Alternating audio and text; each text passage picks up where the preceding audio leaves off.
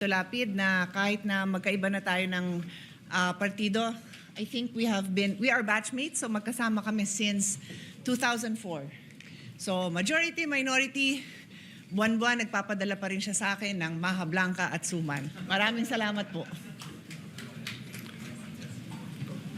Gusto ko kasi malaman mo na mahal kita.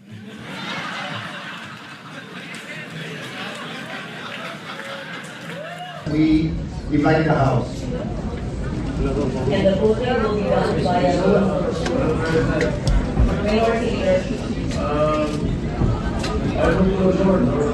Magandang araw para sa ating lahat mga kababayan. Araw ng Miyerkules, ito ang kapistahan ng pagsakripisyo sa ating mga kababayan at kapatid na mga Islam. Yan mga kababayan. Pinaka-importante itong pag-celebrate nila sa araw nito dahil ito ang araw sa pagsakripisyo. Yun naman mababasa naman din natin ito sa ating banal na aklat dahil isa man lang paniniwala natin, isa lang Panginoon natin, Kristiyanos man tayo o Islam o ano pa naman dyan, diba? Puriin natin ang Panginoon mga kababayan. At dito naman tayo sa usapan sa politika dyan sa Senado mga kababayan. Alam mo natin na nagbabangayan ang dalawang kampo dyan sa Senado, itong mayoriya at saka itong minoriya. Pero sa halip na tayo ay makikisampyatya sa kanila, dito muna tayo sa minsan ko lang itong marinig yung mga sinasabi niya. Minsan lang din itong magsasalita at ito ay mahilig lang itong makikinig, nakikinood at nakikiramdam sa mga kasamahan niya dyan. The legend, Lito Lapid. Ito po, tunghayan na natin ito mga kababayan. I ask for silence. We want to listen to the legend. Senator Lapid. Salamat po, Mr. President. Kaliwanagan lang po, manifestation lang. Tungkol po yung nangyari kahapon at marami pong kumakalat sa social media na ako'y lumipat na sa majority. Hindi po totoo yan. Nananatili po ako sa minority group at hindi po ako alis dito. At yung pong motion ni Senator Zubiri kahapon ay sinusuportahan ko po. Hindi ko lang po ako nakapagsalita kahapon. Kala ko may botohan. Ngayon pala wala naman. Hiling ko lang po dito sa Senado. Sana magkaisa tayo. Iwasan ang bangayan. Ang dami-dami natin bisitang pari dito. Palakpakan po natin sila. Para ipagdasal po kami na magkaisa na kami para maibalik ang dangal ng Senado. Maraming salamat po.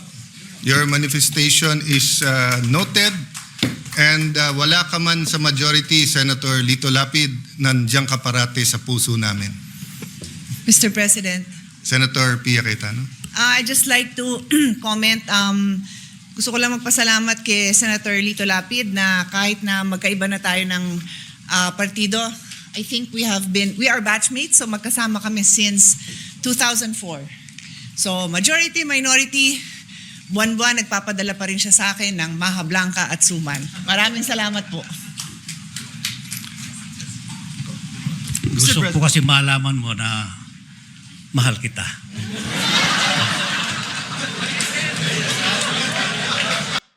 Yun! Good vibes muna tayo mga kababayan Pero ito lang ito kasing sinasabi niya kasi sinusuportahan niya yung sinasabi ni Zubiri na ipapabura yung sinasabi ni Manang Aimee. Yun. Pero alam mo natin ito mga kababayan, hindi naman gawa-gawa ni Manang Aimee itong kanyang mga pahayag dyan sa Senado nung nakaraang araw dahil may mga footages naman. At saka umami naman talaga. Umami na talaga si Ping. Bakit ipapabura? Kaya dito mga kababayan, palma din si Senator Marcolita na yung sinasabi ba ni Risa Hontiveros patungkol sa mga Duterte ay ipapabura ba rin? Opinion man niya yun. Diba? Pag ang opinyon ng isang tao, bakit pigilan mo? Sinasabi nga dito, huwag magbalat sibuyas. Dito po mga kababayan, tuloy ho tayo. Patungkol dito sa mga nag-walk out, yon. Ito mga nag-walk out, ito si Erwin Tulfo, ni Subiri, sila Bamakino, sila si marami-rami dyan, ang naiwan dyan si Ping Lacson lang at saka si Tito Soto, natural, body yung dalawa, hindi yung mag-iwanan, di ba? Body yung dalawa, hindi yung mag-iwanan, yan. Iba kasi, dahil alam mo niyo po mga kababayan, dami ko rin nabasa sa mga social media, itong mga trolls, itong mga nagsusuporta na ang kanila daw ginagawa sa pag-walk out ay para sa taong bayan. Ulol. Yung rules na yon na gustong ipadagdag ni Marcolita ay hindi naman yun para sa taong bayan, para sa inyo yon. Bakit ba? Hindi naman yun sinasabi ni Marcolita na itong rules niya, na itong idagdag nila patungkol doon sa makakooperate yung tao kahit wala dyan through modern technologies, through teleconferences. Hindi naman sinasabi ni Marcolita na para lang sa mga majority black. Para sa lahat. Once nga masulat na yun dyan sa batas, kahit wala na kayo dyan, yung sumusunod sa inyo.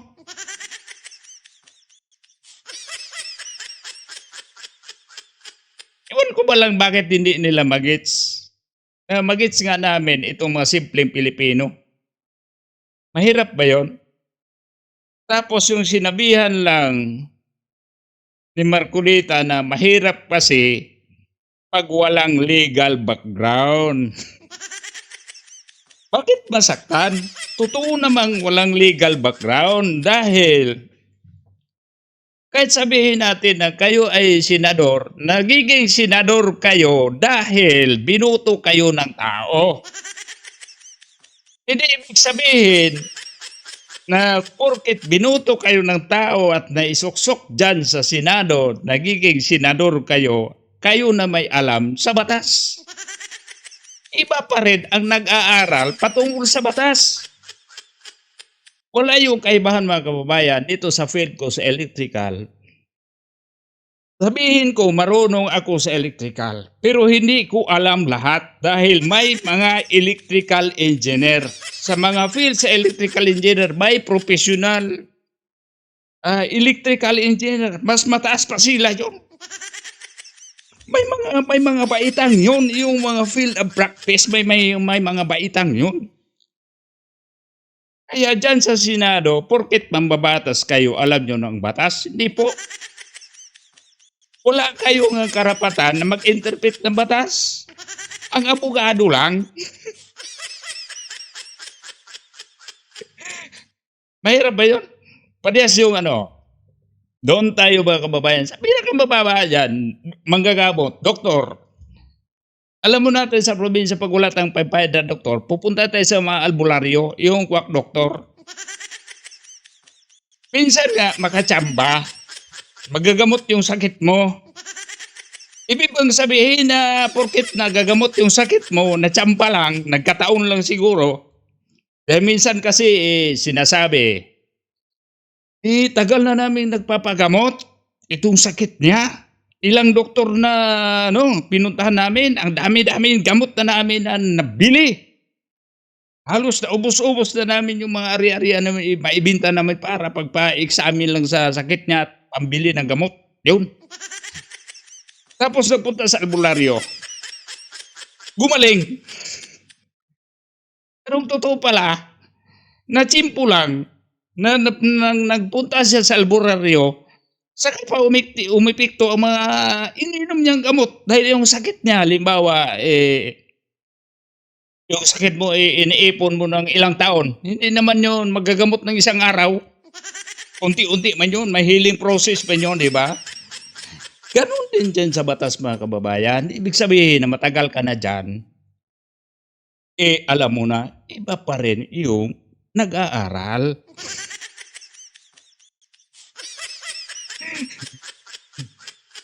Iwan ko ba, ito si Erwin Tulfo. Ang tapang-tapang sa programa niya. Idol ko to, pinapanood ko to sa di makumpleto yung araw ko kung hindi ako makapanood sa kahit isang tulpo lang mapapanood ko. Rapi Tulfo, Din Tulfo, Erwin Tulfo. Itong isang tulpo na talaga, pasaway. Pinapanood ko pa rin yun. Naniwala ko sa mga sinasabi nila. Pero ngayon, sobrang iyakin nila, nasaan yung tapang?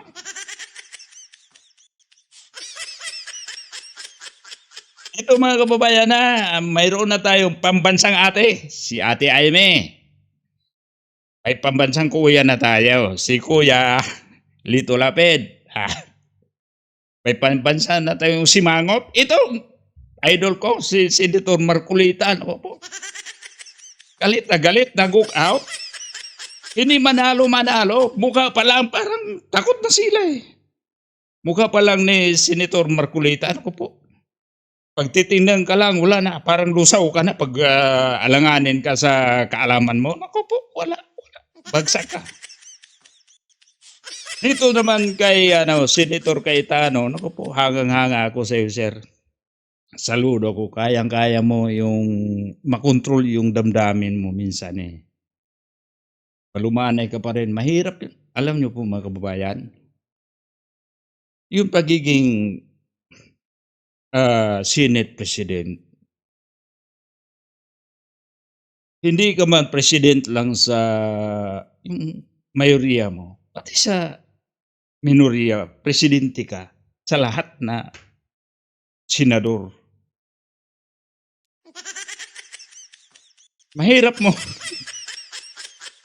Mas madali lang yung isang walis tingting pag iisa-isahin mo tapos tatalian mo, gawin mong walis, madali yon. Pero yung 24 katao, kanya-kanyang pananaw, unique ang perspective. Hindi mo yun pwede isahin nga ganunin mo, hindi po eh. Kaya sa pagiging Senate President, hindi yun basta-basta. Kailangan mo talaga may kaalaman.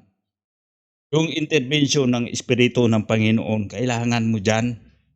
Kaya tamang-tama lang ito si Senator Cayetano. Nasa tabi niya yung Bible at saka yung Biblia ng Pilipinas, ang ating konstitusyon. Yun.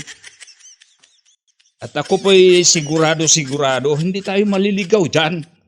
Pero yung mga sinasabi dyan sa mga mga iyakin na pagkatapos nila umiskapo dyan sa sala sa Senado, na doon sa labas, kaliwat kanang pa-interview. Tapos hindi naman kayo humarap para makipagdebate. Subukan nyo makipagdebate dyan sa mga may alam sa batas para may matutunan kayo. Hindi ibig sabihin gusto namin to, ayaw namin to, kayo ay susundin? Pwede yun. Hindi pwede yun. Pero mo dito mga kababayan, sa issue sa mga insertion patungkol sa flood control, alam mo natin mga kababayan na maraming nadawit na mga mga mambabatas, lalo na dyan sa Kamara at dyan sa Senado.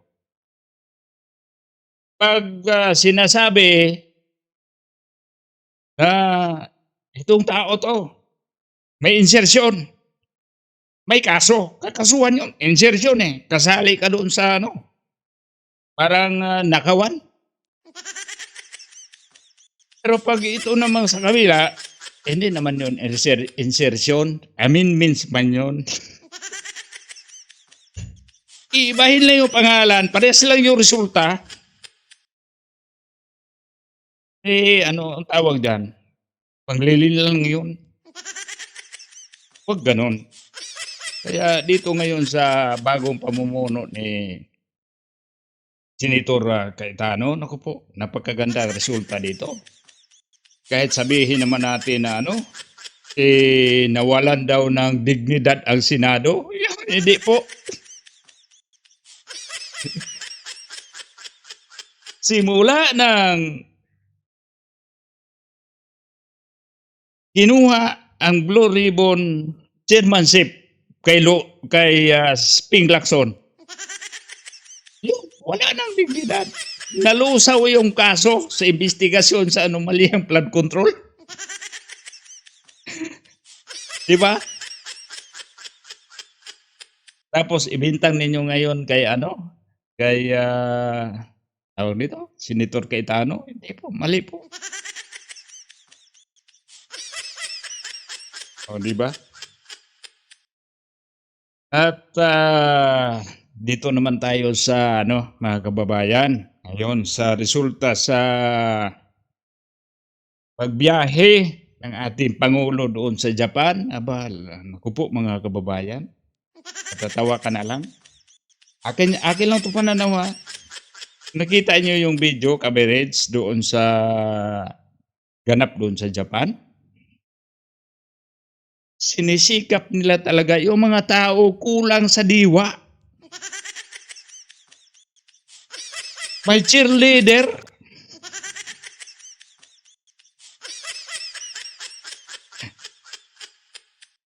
May cheerleader. May taga-sinyas. Bilisan nyo ng pawagayway ng watawat. Kahit ano pang gawin ninyo, hindi mo mapipilit eh. May kasabihan nga eh. Mapipilit mo yung kabayo na dalhin doon sa sapa, pero hindi mo mapipilit na mapainom mo ng tubig sa sapa. Yo! Pansin ko nga maraming nagpunta doon kahit ayaw nila. Dahil kanamihan doon, mga empleyado ng ating gobyerno, mga kababayan, nasa embassy, nagtatrabaho, nasa mga, tawag doon, basta, yung mga opisina natin abroad.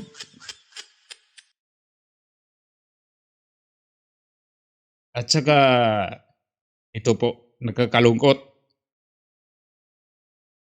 Itong rating ng ating Pangulo ay pumulusok. Pero pababa. Sa kaliwat kanan, nilang paninira kay BP Sara at sa mga supporter, istin na humihina ang suporta doon kay BP Sara pataas. At sila namang sumisira pababa.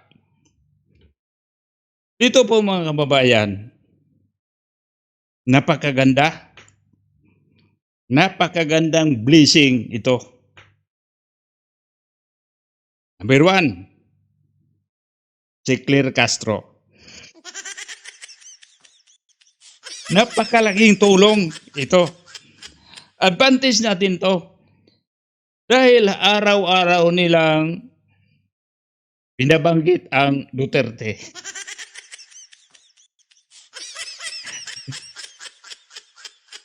Diba? Itong naman sa NBI, sinisikap nilang basta, yung mga supporter ng mga Duterte, yung tinarbaho sa ombudsman, mga supporter ng Duterte, kalahati ng Supreme Court, hindi tira din para madidiin ang mga supporter ng Duterte. Napakalaking blessing yon dahil sa kanila bumababa ang rating ng Pangulo. Diba?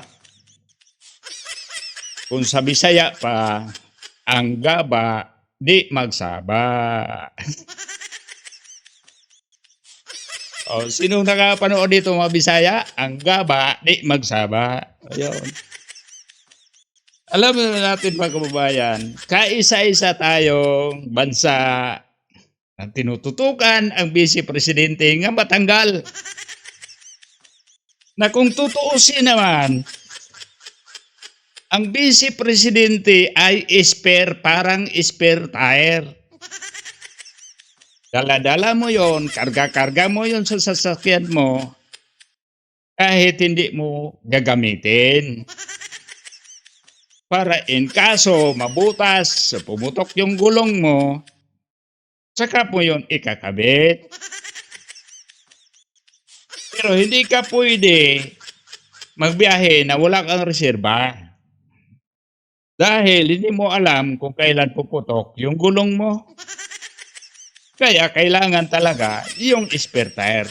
Yun ang vice presidente. Ngayon, gusto mong tanggalin ang vice presidente.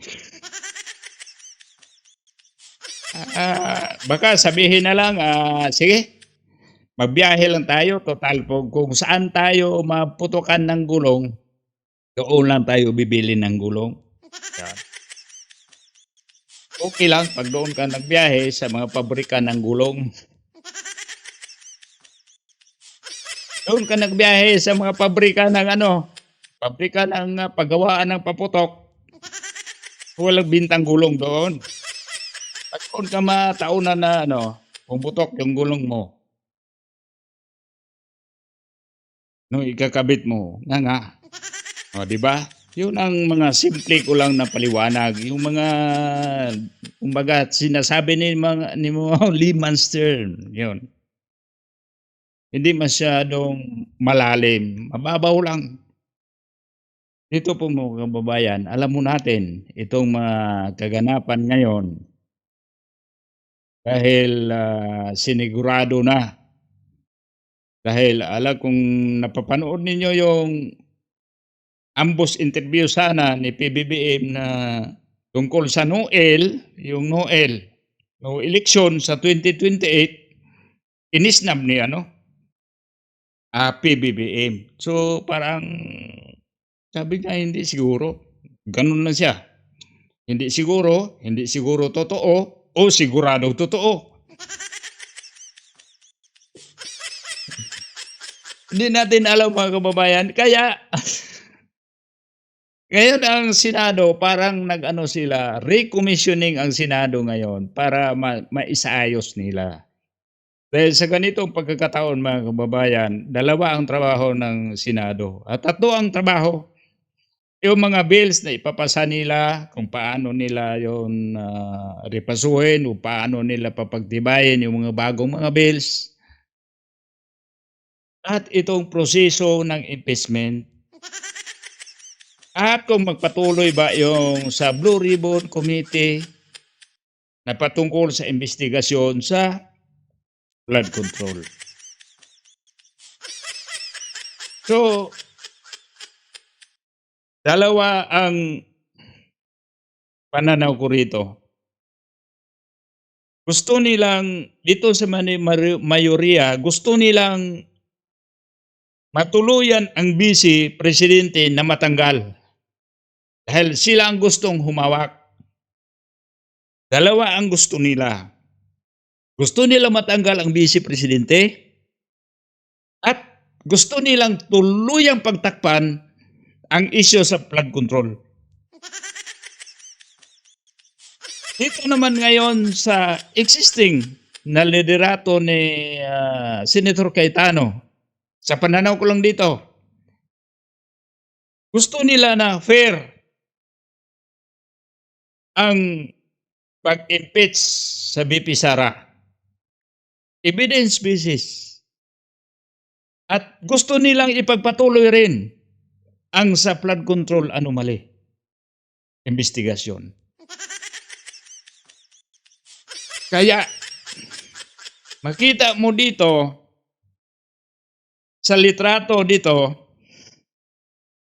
si Ping Lacson, kinikilig sa sinasabi ni Lito Lapid. Tingnan mo si Tito Soto, wala.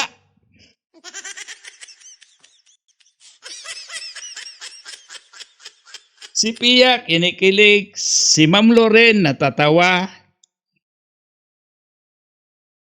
Si Tito Sin lang. Hindi siya kinikilig doon. Hindi naman to sa Itbulaga. Nasa Senate, nawala. Dito lang ang napansin natin mga kababayan. Ha? Matatawa lang ako dito sa mga, ang tawag dito, dito sa minority. Mga iyakin.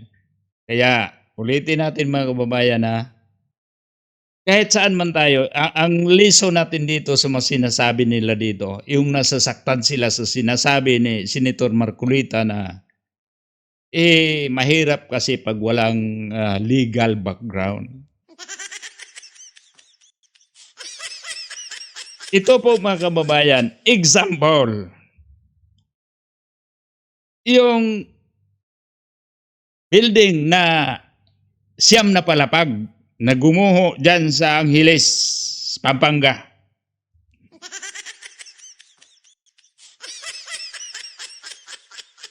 Pag ang gumagawa dyan, sabi natin, subcontractor at pinagkatiwala ni Purman. Dahil may nakita ako, ang yabang. Ilang palapag yung ginawa namin. Walang engineer doon. Basta may plano. Yun. Ngayon, nakita natin ang resulta. Nagmamayabang.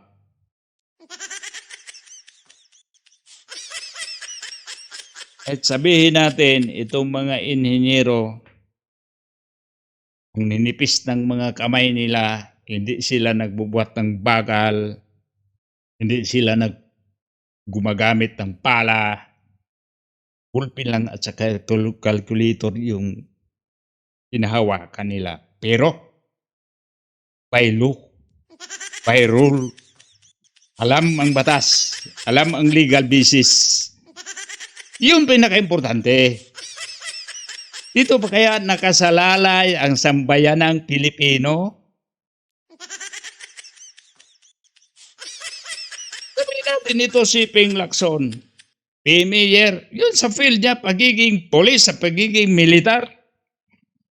May kaalaman siya dyan.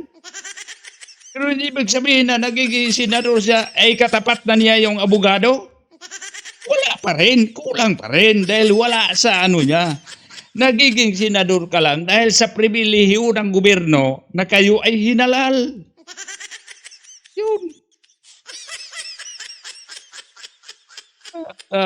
Sana po mga kababayan na itong mga paliwanag ko, kunti man lang, pinakamaliit na bagay na na nalaman ko at yung sa katulad ko lang na pinakamababa yung pinag-aralan, grade 6 lang ang tinapos. Sana'y itong lingwahe ko at panalita kong nasabi dito at sana'y naintindihan nyo. At salamat po, ito po si Rene Bay. Hanggang sa susunod nating upload ng video, mahal natin ang Bayang Pilipinas.